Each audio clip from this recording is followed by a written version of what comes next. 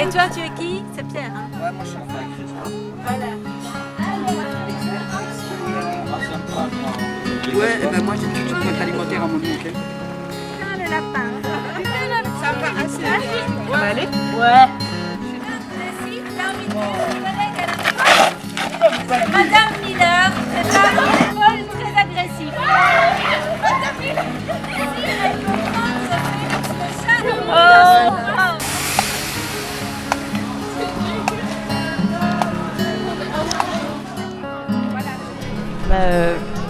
Moi, ce que j'ai pensé d'Esperanza, c'est d'abord le village associatif. J'ai trouvé ça génial parce que ça fait quelques années maintenant que je me dis féministe. Mais donc le thème m'intéressait, mais voir qu'il y avait autant de diversité autour du même thème, qu'il y avait autant d'associations qui prenaient des angles différents, qui arrivaient à faire des combats tellement différents sous ce credo-là un peu. Je trouvais vraiment ça bien, quoi. Et je trouvais que c'était plutôt intéressant justement de voir toute la diversité qu'un thème aussi bateau peut entraîner. Village associatif, j'aimais bien parce que j'ai appris par exemple beaucoup sur le féminisme aussi, sur les injustices qu'il y avait encore, sur ce qu'elle voulait faire par rapport au travail payé, mais au travail aussi à la maison et les inégalités comme ça. Moi perso, je ne connaissais pas vraiment parce que j'avais pas ça dans mon entourage, mais donc j'ai discuté avec elle, j'ai pu poser mes questions et voilà, ça aide aussi parce qu'on a des a priori par rapport à ça. Certains pourraient dire ouais, mais c'est un peu exagéré aussi, ça faut savoir que ça a évolué, faut savoir ça, et c'est aussi ce que je pensais. Disons que j'étais un peu moyen dans ce truc là. Et donc là, on se rend compte vraiment ce qui a été fait, ce qu'il y a à faire et comment est-ce qu'elles veulent le faire. Et donc j'ai appris beaucoup par rapport à ça. Et je trouvais que le village associatif, c'était chouette. Le festival en lui-même, il était bien. Les associations, on a été faire quelques tours avec Pierre. On a été se renseigner pour savoir un petit peu pourquoi, le but de leur association et comment on pouvait les aider. Et comment ils voudraient améliorer la situation des gens et ceci, cela. Le féminisme, c'est un mot qu'on utilise, voilà, nous on connaît, on est dans un cadre, on est dans un mode de vie où on connaît ce mot-là, on sait un peu à quoi ça s'y rattache, mais alors il y a des familles beaucoup plus pauvres qui en parlent, qui parlent de ça, mais qui ne connaissent pas forcément le terme. Et ils racontaient qu'il y a des familles que parce qu'elles étaient pauvres, elles étaient séparées et les enfants étaient arrachés aux parents et placés dans des structures uniquement pour une question financière. Et du coup, il y a des familles qui ne pouvaient pas s'en sortir pour pouvoir rester ensemble, et juste à cause de l'argent, on pense que la gestion de la famille n'est pas possible, alors que c'est pas parce que des parents sont pauvres que ce sont des mauvais parents, mais juste pour une question d'argent, on arrache les enfants, on les sépare, on les place, et j'ai trouvé ça mais d'une violence tellement c'est fou, quoi. Et du coup, je me dis que parfois, juste à cause, quand je vois que des familles sont détruites à cause de l'argent, qu'il y a des personnes qui ne peuvent pas faire ce qu'elles rêvent de faire uniquement pour une question d'argent, je trouve ça horrible. Et du coup, quand je vois encore une fois tous les gens qui se rassemblent comme ça pour lutter contre des choses comme ça, ça touche, quoi. On se rend vraiment pas compte, en fait, des fois de la misère et des problèmes qu'il y a autour de nous. Et du coup, c'est bien qu'il y ait des associations comme ça qui en parlent, qui nous mettent un peu au courant. Et voilà, moi, c'est quelque chose qui m'a vraiment touchée. Je m'imagine être un petit enfant qui est arraché à sa maman, à son papa, juste parce qu'il n'y a pas, pour une question financière. Et vraiment, ça m'a fait mal. Et du coup, je suis contente d'avoir découvert cette association-là qui essaye un peu d'aider les familles. On a aussi appris que des gens qui venaient du Canada pouvaient passer beaucoup plus facilement que des gens qui venaient d'autres frontières. Par exemple, il y a beaucoup de centres fermés maintenant où il y a des enfants qu'on enferme alors qu'ils ont déjà vécu une vie difficile pour leur âge, où ils ont dû traverser la mer car ils ont eu déjà la guerre là-bas dans leur pays. Pour sortir de là, ils devaient traverser des épreuves inhumaines. Et en plus, quand ils arrivent en Europe, on leur dit qu'ils ne peuvent pas venir et qu'on les enferme encore dans des, on va pas dire dans des cages, mais bon, moi je le ressens comme ça, où ils ne peuvent pas sortir. Tout ça parce que, soi-disant, l'Europe recueille beaucoup trop de gens, alors qu'ils recueillent 3% de ce qu'ils avaient annoncé qu'ils allaient prendre. J'ai bien retenu. Sinon, ce que j'ai bien aimé dans ce festival, c'est que c'est vraiment déjà, je sais pas, c'est bon vivre. Et du coup, par exemple, il y a un petit, il est venu comme ça, et puis genre, il nous a arrosé avec son pistolet à eau. Et puis il est venu, et puis il a fait un petit rire diabolique comme ça, c'est super drôle. Et bizarrement, on parlait un peu du coup de l'égalité homme-femme aujourd'hui, et elle signalait un truc qui est assez intéressant par rapport à Esperanza, c'est que le thème de cette année, c'était du coup porté sur la question homme-femme, égalité, patriarcat, domination, etc. Et qu'au final, dans la programmation artistique, il y avait que moins de 25% de femmes. Donc dans les chanteurs, artistes, etc. Ce qui est fou dans la mesure où c'était spécifiquement un festival qui était porté là-dessus. Donc ça pose des questions bien plus profondes et bien plus larges.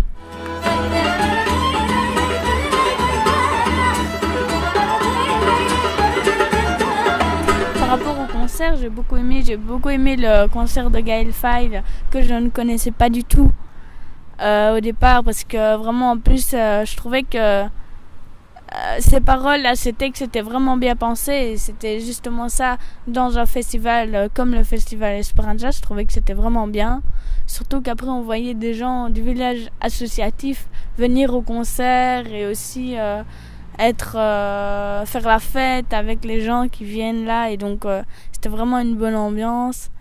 Et voilà, c'est vraiment un festival à refaire, je trouve. Un musicien jouait sur sa machine électronique, ce qui pour moi avant hier n'était pas de la création artistique, quoi. Enfin, voilà. Et puis j'ai regardé, je me suis dit mais lui c'est ça, il le dit comme ça, il le dit avec sa machine, lui il le dit avec les sons qui sont transformés par l'ordinateur, et c'est comme ça qu'il crée une harmonie dont il a besoin. Je voyais sa tête, il était heureux comme tout. Et donc je me dis, les artistes, tous les artistes, c'est aussi aujourd'hui, je crois, c'est urgent de les remettre dans la vie politique. Je crois que l'acte artistique est un acte politique. En mai 68, les artistes étaient devant la scène, dans la rue. Ils disaient stop, quoi, arrêtez le carnage d'une tradition qui ne nous permet plus à nous jeunes d'inventer le monde de demain. Et je sens qu'aujourd'hui, ça revient un peu. C'est vrai, quand on entendait, j'ai oublié son nom, Gaël, je ne sais plus, à certains moments les artistes s'engageaient et donc disaient des propos politiques, et puis ils repassaient à la chanson. Et je trouve ça, moi c'est ça qui me touche terriblement, c'est qu'il y a la pensée politique, il y a l'engagement, il y a les valeurs, il y a son sentiment d'humanité, il y a comment on le dit, comment on résiste, comment on s'indigne, et puis comment on le traduit dans une solitude terrible quand on crée, et comment on le rend comme ça à des milliers de personnes qui le reçoivent. Et ça, je trouve que c'est vraiment lié, les deux aspects de la culture, qui sont l'art et l'esprit critique et l'expression de tous. Et là, hier, j'ai senti qu'il y avait moyen. Dans tous les centres culturels, c'est la guerre, depuis toujours, entre l'expression artistique pure et l'esprit critique, l'engagement, la militance. C'est deux choses tellement différentes. Et là, je les ai sentis se rapprocher l'une de l'autre, et j'espère que ça continuera. Voilà. La musique et la création artistique, ça peut vraiment et ça doit être un moyen d'exprimer aussi ses idées, d'exister en tant que personne, en tant que citoyen, de faire valoir une voix. Et je trouve que dans ce festival, ça se fait vraiment très très fort sentir, et que c'était vraiment l'occasion de partager énormément de choses, d'apprendre beaucoup de choses, et un peu finalement de devenir, de développer son sens critique, d'apprendre des choses qu'on ne connaissait pas. Quand j'ai vu tous les gens rassemblés comme ça devant la scène, et que j'ai écouté cette voix et cette beauté,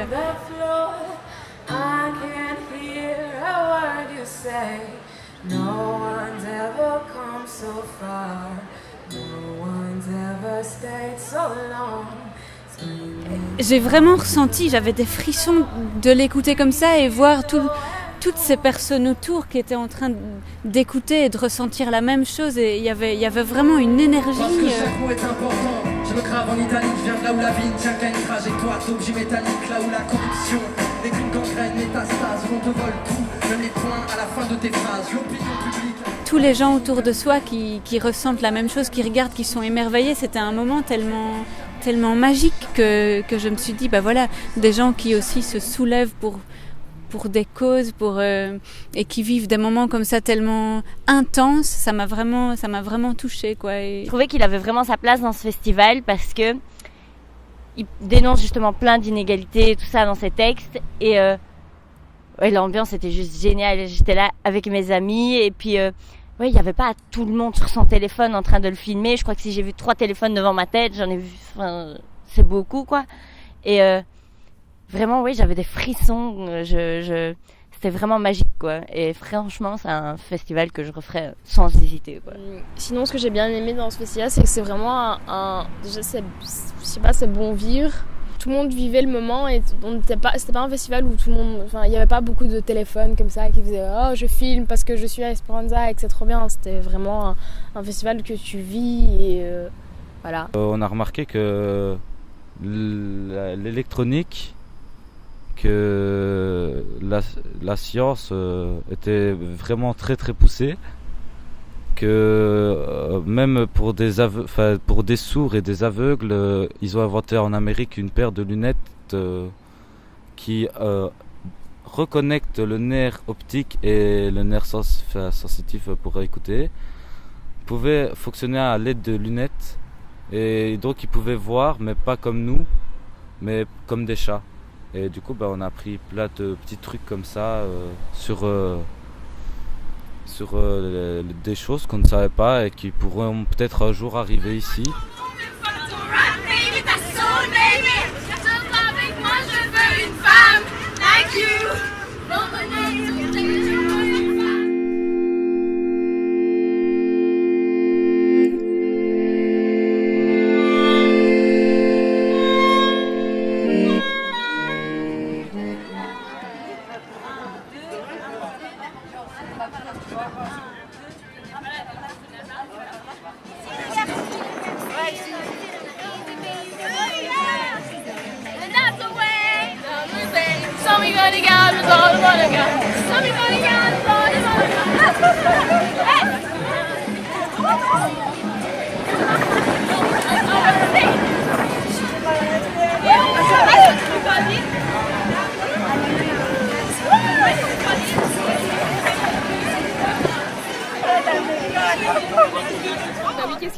Qu'est-ce qui vous révolte dans le monde ou même dans votre quotidien? Déjà, toutes les deux, au niveau des inégalités hommes-femmes, je pense qu'il y a un gros souci. Après, personnellement, une conviction personnelle, c'est au niveau de tout ce qui est les inégalités entre les personnes les plus riches et les moins aisées, qui ont énormément de soucis, notamment chez les plus jeunes, par exemple au niveau de la culture, etc. Après, tout ce qui est conflits mondiaux, il y a plein de choses qui me révoltent dans le monde, il y a trop de trucs, c'est tellement large. Franchement, on a les mêmes trucs. Après aussi au niveau de l'éducation, tout le monde n'est pas le même accès. Par exemple pour les universités, il y a beaucoup de sélection au niveau de l'argent des parents, alors qu'il y a des personnes qui seraient plus, qui aimeraient mieux leurs études, alors que d'autres qui sont plus aisées ne pourraient pas, quoi. Et du coup, on se demandait si vous avez des stéréotypes par exemple par rapport à la Belgique ou une fois, l'accent nana une fois ou je sais pas pourquoi là. Une fois. Ouais, voilà. Si vous aviez une baguette magique et que vous changez n'importe quoi, vous changez une chose, vous changeriez quoi? Est-ce qu'il y a un sort dans la baguette? Qu'est-ce qu'on fait? L'égalité homme-femme, partout. J'aurais dit un monde utopique, Je m'appelle Pierre, j'ai 14 ans, je vais bientôt en 3e secondaire et je viens de Belgique, Liège. En quoi est-ce que tu sens qu'il y a une inégalité ou des égalités entre les hommes et les femmes? Par exemple, déjà pour le travail de sein, la femme elle touche 3% moins que l'homme Et je trouve ça c'est un peu injuste. Même si c'est pour subvenir aux besoins si elle est enceinte ou quoi, il y a des femmes qui vont plus être enceintes et pourtant ils ont quand même moins de 30%. Je trouve ça dégueulasse parce que c'est le même travail et c'est moins d'argent pour le même travail et du coup ça c'est pas trop bien. C'est très injuste. Qu'est-ce que tu as retenu de cette expérience sur le plan d'abord musical mais aussi sur le plan du village associatif?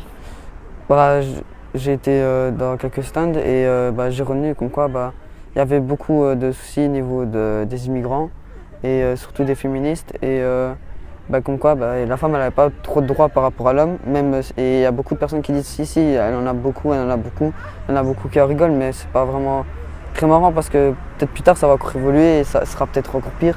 C'est-à-dire que plus vite on réagit, mieux ce sera. Et pour les immigrants, l'Union européenne a dit non, on est trop, on est complet. Pourtant il y a encore plein de place. On peut encore faire plein de trucs pour eux. Il y a des bâtiments abandonnés qu'on pourrait rénover pour eux. Et ils disent non, on est en complet, on peut pas.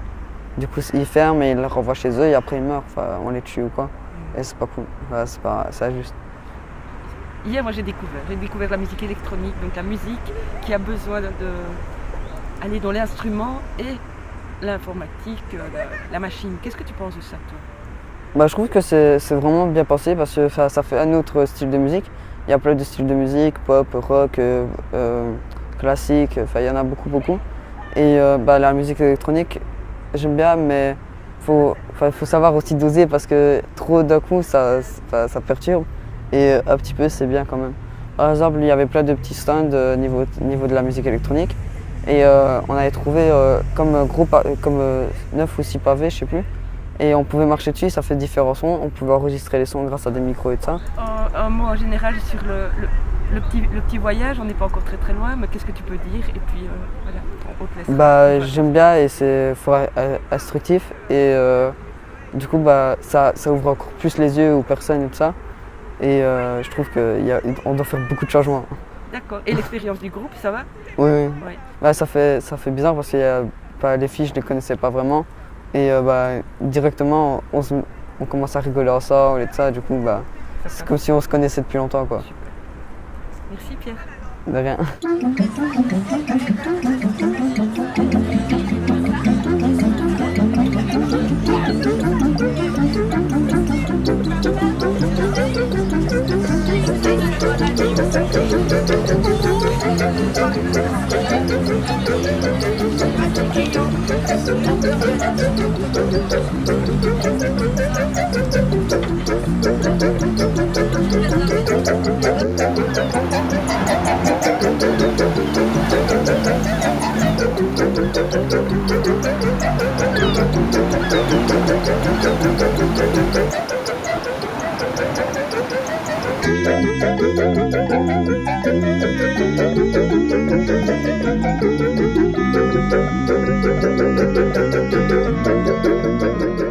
Bonjour, je m'appelle Emery Guerlaine, j'ai 16 ans.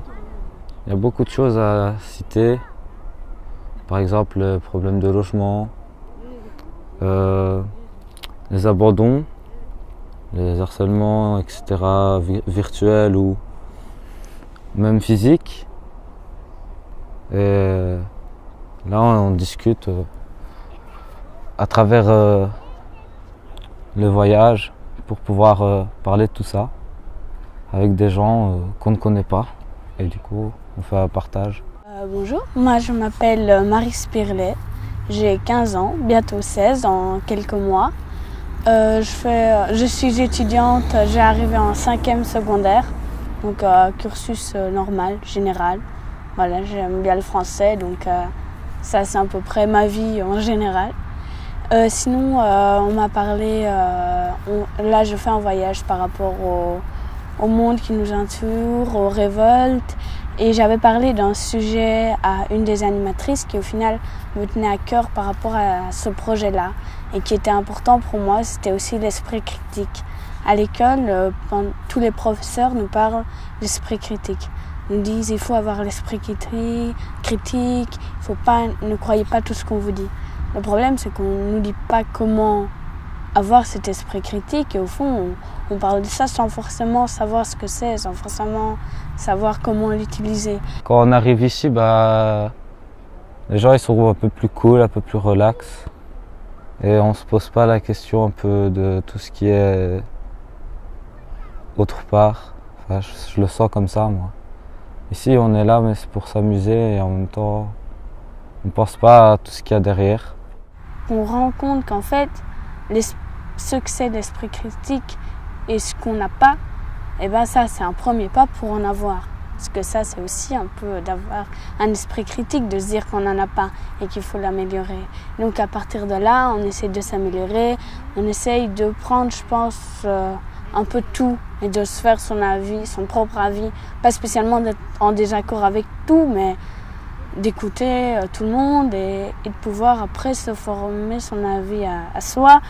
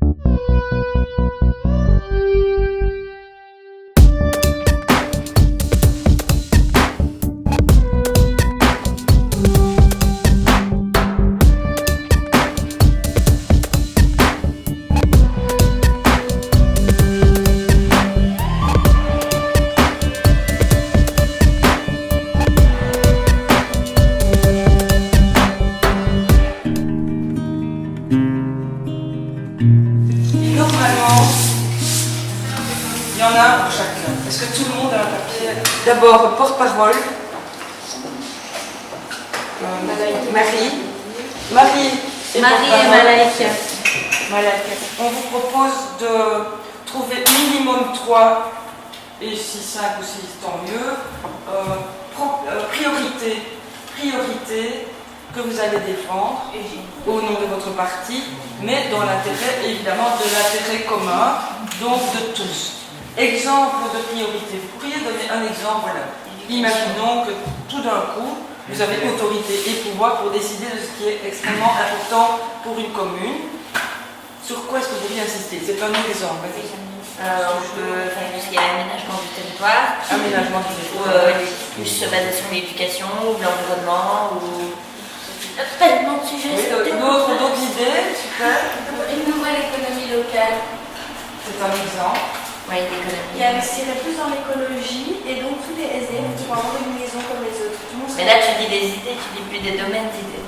Qu'est-ce qui est important pour toi? Regarde, je te donne une liste de trucs et tu me dis ce qui est le plus important pour toi dans cet homme-là, d'accord? Enseignement, emploi, environnement, économie, santé, égalité des chances, sécurité, culture, sport. L'éducation, il est dedans. Moi, je dirais l'emploi. Mais il est pas, mais c'est l'enseignement, quoi, l'éducation. Ah oui, l'enseignement, j'avais pas entendu. La santé. Qu'est-ce qui est super important pour toi? La santé. L'emploi. Mais ça peut être, tu vois, plusieurs des points. Parfois, tu dois faire des priorités, tu vois, tu peux pas t'occuper de tout en même temps. Et du coup, voilà, c'est ça qui est un petit peu difficile, c'est qu'il y a des personnes qui vont plus lutter pour quelque chose et d'autres plus pour autre chose. Et du coup, il y a des gens qui vont être contents parce que c'est leur priorité qu'on défend, mais d'autres qui vont être pas trop contents parce qu'on a un peu laissé tomber ce qui pour eux était important. C'est un peu ça qui est difficile et du coup, on écoute un peu l'avis de tout le monde. Et c'est pour ça qu'on veut savoir un peu ton avis aussi, parce que c'est pas parce que tu parles pas beaucoup que tu ne penses pas. Donc du coup, qu'est-ce qui pour toi, les choses qui sont les plus importantes pour toi?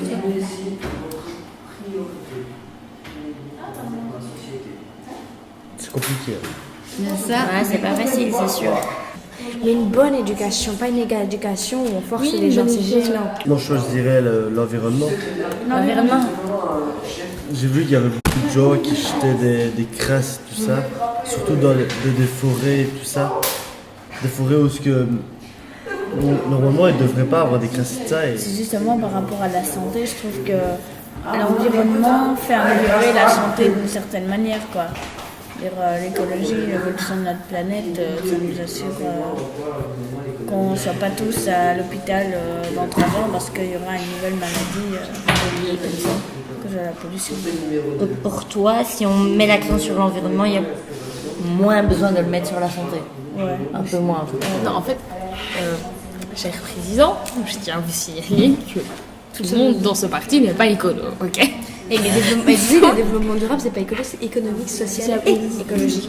Et souvent, on oublie un peu l'écologie, ce qui fait que tout bascule de la mauvais côté de la balance. Ouais. C'est vrai.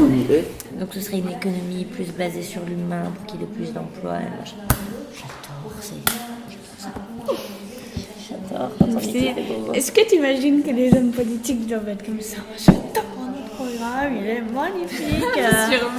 En plus, on est bien, on va tout le monde être d'accord. Mais tu te rends pas compte, moi, c'est pas normal que les avocats doivent être payés doivent se faire payer de plus en plus cher parce que la justice est le parent pauvre de l'État. C'est pas normal. C'est la base de tout. Voilà. C'est mon avis. L'éducation ou la justice? Ah, les deux, c'est deux grands piliers. Je trouve que on peut pas vivre ensemble, on peut pas. Ça peut pas fonctionner. Une société ne peut pas fonctionner sans éducation, sans justice. Pour moi, les deux, c'est le top. La base. Pour moi, pour nous, plutôt, qui sont pour nous aussi les grands piliers d'une société qui marche, sont la justice, l'enseignement et la culture. C'est ça qui justice, enseignement, culture, et alors on avait l'environnement. Oui, mais attends. Et la santé. C'est ça qui fait qu'une société marche. Après, il y a aussi tout ce qui est dans la société, ce qu'il faut améliorer, dans le sens environnement, santé, économie. Ouais, mais là, c'est trop. 3. Ça fait 6, 5 points. Elle a dit 5 ou 6, c'est bien. Culture, on l'enlève. Non. Pourquoi on l'enlèverait? Mais pourquoi? Lui, c'est le président. Je sais pas. La culture, ça. Donc, tout ce qui est film, littérature, tout ce qui est histoire, tout ce qui est tout ça pour toi ça n'apporte rien. Pour moi, la culture devrait arriver plus dans l'enseignement. Nos cours d'histoire, on n'apprend rien sur l'histoire belge, même sur les partis, même on pourrait apprendre un peu plus de la politique. Toi, tu penses, Charlie, qu'il faut garder la culture? Ouais. Parce que si tu n'es pas au courant de ton histoire, tu répéteras sans cesse les mêmes erreurs. C'est parce qu'on sait comment on en est arrivé à la Deuxième Guerre mondiale qu'on évite à peu près les guerres mondiales maintenant. À peu près. Mais pourquoi tu n'es pas d'accord? Parce que ça va priver la vie des gens. Genre, si quelqu'un a envie de fumer, Oui, non, c'est sensibiliser pour que les gens se rendent vraiment compte que c'est dangereux pour la santé. Tu vois ce que je veux dire? Sensibiliser ne veut pas dire interdire. Tu vois, c'est comme quand en dessous d'un film, t'as des conseillers au moins 10 ans. Et par rapport à la culture, on trouvait ça bien d'instaurer plus de culture, car on se rend compte que dans l'enseignement, il n'y a aucun cours sur la culture de notre pays, de notre région. Et donc, ce qui fait que les citoyens ne savent pas du tout ce qui se passe dans leur pays. Donc, peut-être dans les cours d'histoire, instaurer plus de culture, ne pas parler seulement des hommes préhistoriques, mais parler aussi de ce qui s'est passé en Belgique, de notre histoire de la Belgique et des folklores belges. Alors il y a l'économie en parlant de l'emploi, que pour le moment ça ne va pas parce que il faut de l'emploi, peut-être une société plus basée sur l'humain et sur comment pour avoir de l'emploi pour tous, par exemple, et que l'enseignement, que les gens ne fassent pas des années d'études pour ne plus rien avoir ensuite. Je pense à la médecine. On retourne encore sur le sujet de la santé qui est aussi un autre point de notre programme. Parce que voilà, quand on a fait des années d'études de médecine, ne pas trouver d'emploi après, c'est un problème. Et je pense que ça résoudrait beaucoup de choses si on pouvait trouver une solution. Et pour la santé, pouvoir diminuer le prix des médicaments, pouvoir aussi faire pas des interdictions, mais des messages pour prévenir les consommateurs d'alcool, de cigarettes, pour les prévenir du danger et pas seulement mettre un petit avertissement sur les boîtes de cigarettes par exemple, et pouvoir aussi être clair dans ce qu'on met dans quel produit, dans quel médicament, pour que les citoyens soient un peu plus avertis de ce qu'ils utilisent et prennent plus soin de leur santé eux-mêmes.